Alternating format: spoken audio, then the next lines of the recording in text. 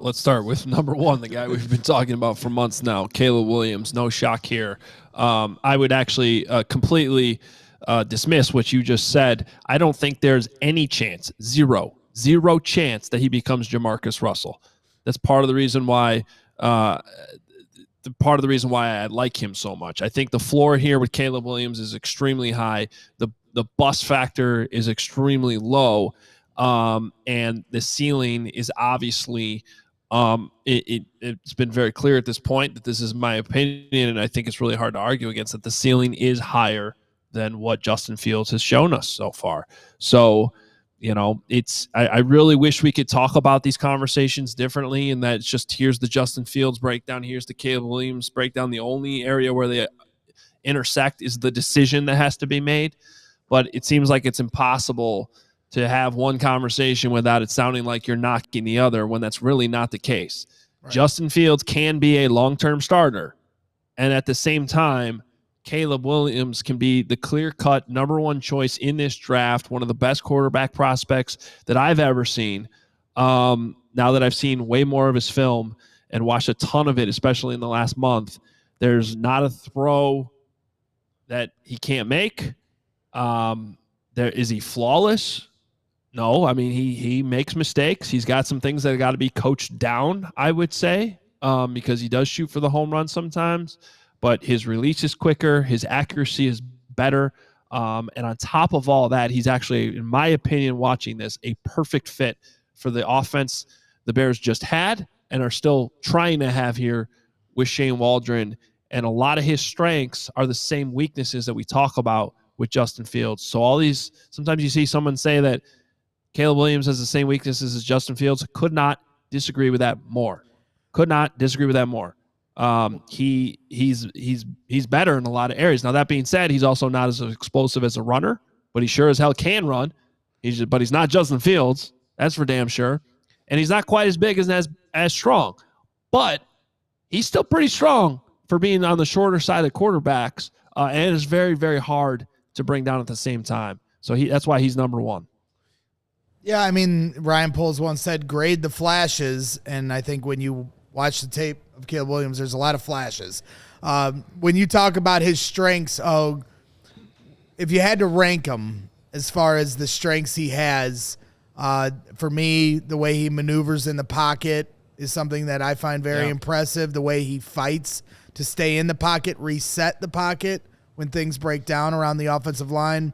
Obviously, his off script, get out of the pocket and make amazing plays. His release time, the way it comes out of his hand, the zip on his passes. If you had to rank them, like, how do you rank his strengths from top to bottom?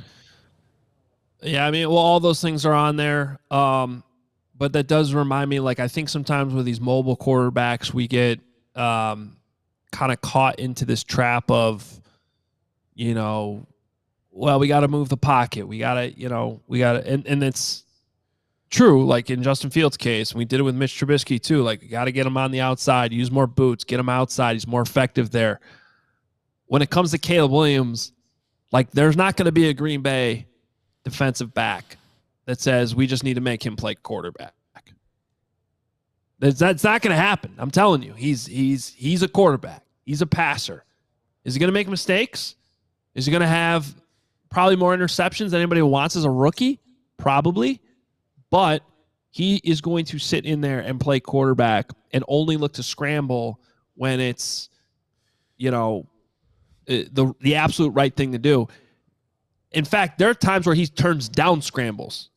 And I mark him as a negative on his film sometimes because I'm like, whoa, that opened up. You could have just gotten 15 yards right there if you had just gone, and instead it was an incompletion. So, yeah.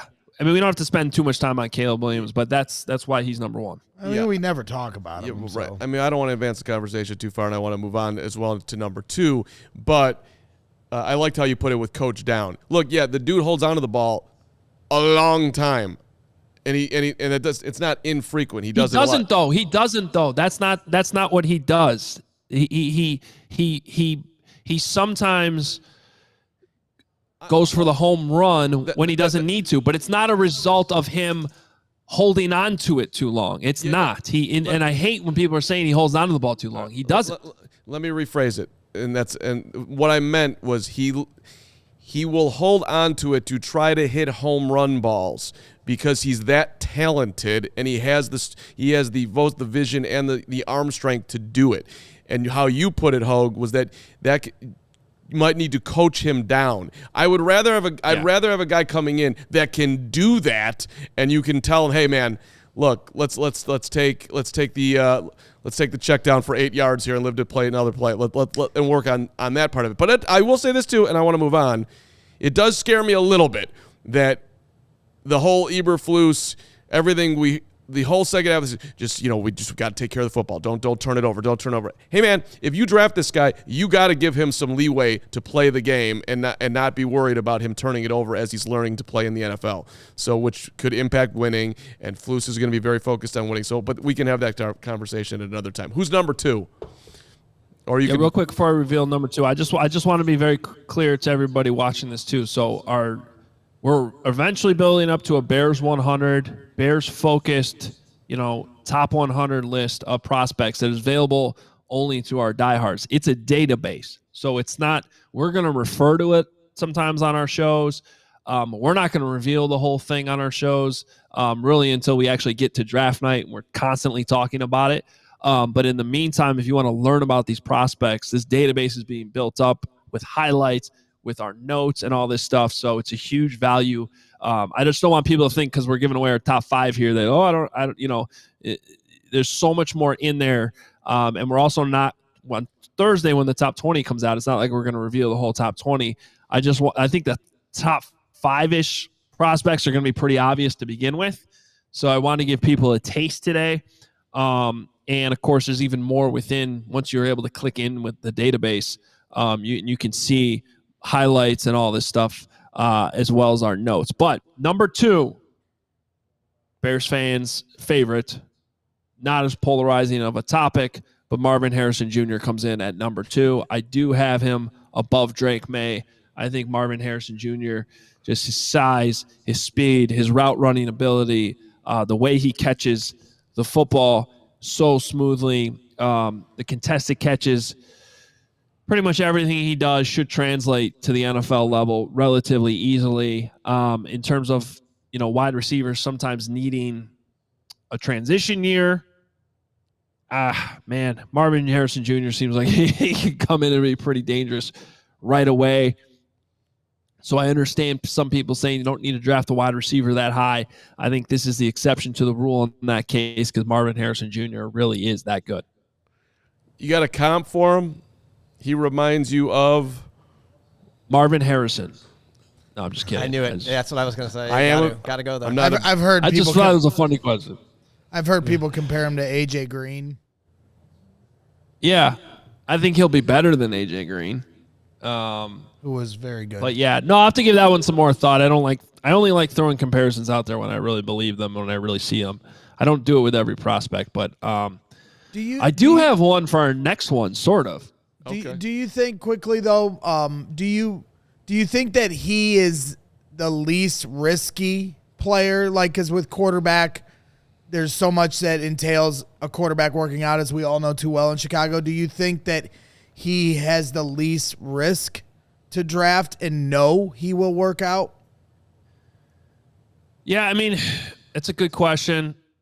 I kind of want to say define your risk level because, like I've said many times with Caleb Williams, like I'm extremely confident this guy's gonna be able to start in the NFL. The question is, does he become the truly Hall of Fame quarterback, which he's capable of being? But once again, I've never said that he just 100% will be.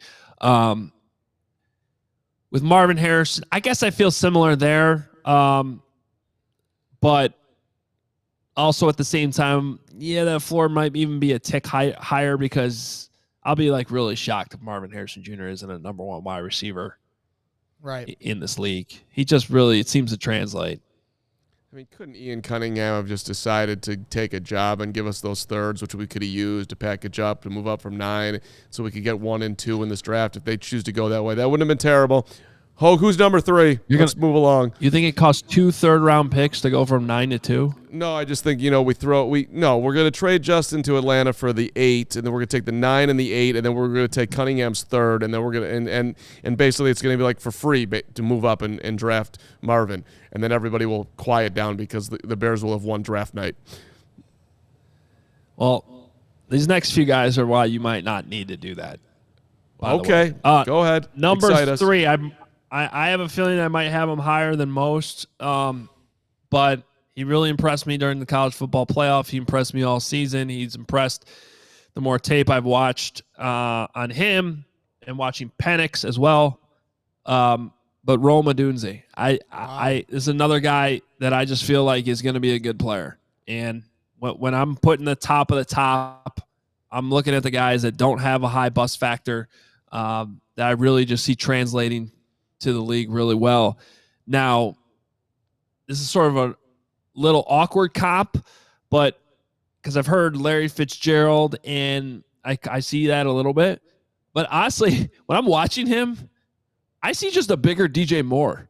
Like, he reminds me a lot of DJ Moore and how he plays, his yards after the catch and all that. But he's bigger. That's the crazy thing. Like, he's 6'3", 215. So I just think Rome Odunze is going to be really good. So he comes in at number 3, even ahead of Drake May here. The dude ran a 4.3 4.40, and on tape when I'm watching him, he doesn't look like a burner to me at all.